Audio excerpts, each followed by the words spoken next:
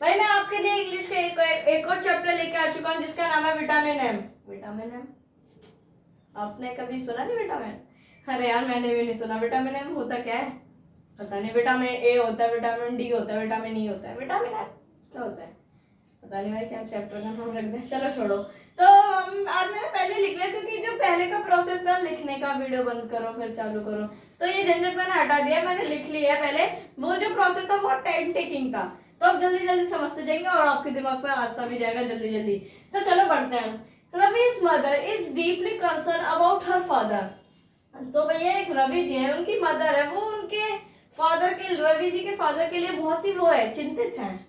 Who memory is fading, मतलब उनकी memory जो है वो धुंधली हो रही है, मतलब उनकी मेमोरी मिट रही है उनके फादर की, जो रवि जी के फादर हैं। She is joking refer to a wish vitamin M memory to help him. मतलब वो जोकिंग करती है, मजाक में एक बात कहती है कि काश विटामिन एम नाम की भी कोई दवाई होती जो उन्हें हेल्प करती। विटामिन एम मतलब मेमोरी कहाँ गया है यहाँ पे। पेपर में आ सकता है कि जो विटामिन एम चैप्टर था उसमें विटामिन एम का मतलब क्या था, एम का मतलब क्या था उसमें, तो आपको बता देना कि विटामिन एम का मतलब था मेमोरी। तो उसकी मम्मी जो माता जी है उनकी रवि की, वो बहुत ही जोक वो सोचती थी कि काश विटामिन एम नाम की भी कोई मेडिसिन होती जो उसके रवि के पिताजी को हेल्प करती इस चीज में। तो अब देखो आगे। After an incident were father fails in his village and remain helpless. मतलब एक बार का इंसिडेंट है, मतलब एक बार की बात है। जो उसके ग्रैंडफादर, रवि जी के ग्रैंडफादर, वो एक बार ही फेल हो गए थे, मतलब गांव में कहीं गिर गए थे। तो उनको रिमेन हुआ कि वो बिल्कुल हेल्पलेस है यहाँ पे, मतलब उनकी किसी ने मदद नहीं करी थी।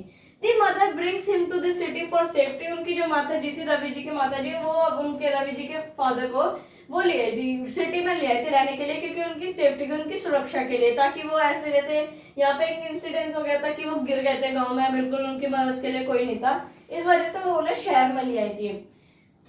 शहर में ले आई थी। Through grandpa find city life suffocating and Mrs his independence. मतलब जब वो सिटी में आ गए उसके ग्रैंडपा, रवि जी के ग्रैंडपा, तो उनको बहुत ही सिटी में उन्होंने देखा कि बहुत सफोकेट सी सिटी है, उनकी जो इंडिपेंडेंस है वो खत्म हो चुकी है, मतलब बहुत ही घुटन भरी ये सिटी की जिंदगी है। ना कोई आजादी, ना कोई, ना घूमने फिरने की आजादी, कुछ भी नहीं, बस घर में रहो घुटन घुटन। तो नहीं लगता था क्योंकि भाई वो विलेज में रहते थे, खुला खुला कहीं पे भी मन चाहे वहीं घूम लिए, इस वजह से उन्हें बहुत ही वो लगता था यार कि घुटन घुटन सी। तो ये था पहला टॉपिक। तो चलो बढ़ते हैं अपने नेक्स्ट टॉपिक।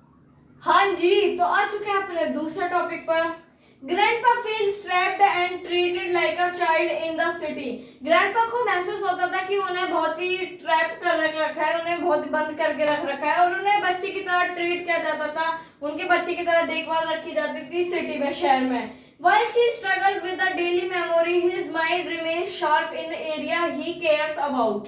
मतलब वो डेली स्ट्रगल करते थे अपनी मेमोरी को डेली, मतलब जैसे आम दिनों में वो बहुत ही स्ट्रगल करते थे अपनी याददाश्त को सोचने में, वो करने में। पर शतरंज में नहीं भाई, वो बहुत ही ज्यादा उनका दिमाग शार्प था शतरंज में। Remain sharp in area he cares about the chess.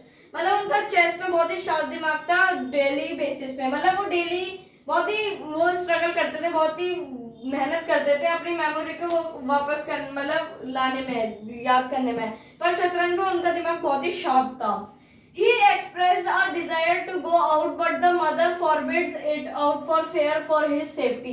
मतलब जो वो थे ग्रैंडपा जो है वो बोलते थे कि मुझे बाहर जाने दो, पर उनकी जो वाइफ थी, मतलब रवि की मदर थी, वो उन्हें मना कर देती थी कि बाहर मत जाना। किस डर से? उनकी सेफ्टी के डर से, मतलब उन्हें कुछ हो ना जाए बाहर जाके, कुछ दिक्कत ना हो जाए जैसे विलेज में हो गई थी। Leading Ravi to secretly follow when he finally step out. मतलब जिस दिन वो पहली बार बाहर निकले, तो रवि चुपचाप उनके पीछे गया, उनकी सुरक्षा के लिए, बिना उनसे छुपते गया पीछे, कि उनको कुछ, उन पे कोई मुसीबत ना आ जाए, मतलब वो सेफ रहे, इसलिए वो उनके पीछे गया था। तो ये ना अपना दूसरा टॉपिक। आज की वीडियो में इतना ही था, मिलते हैं नेक्स्ट पार्ट में। Thank you so much for watching. हाँ, तो मैं भूल गया था, तो भूल गया क्या? लाइक एंड सब्सक्राइब कौन करेगा? तो लाइक एंड सब्सक्राइब वीडियो को कर देना। मिलता है नेक्स्ट वीडियो में। Thank you so much for watching.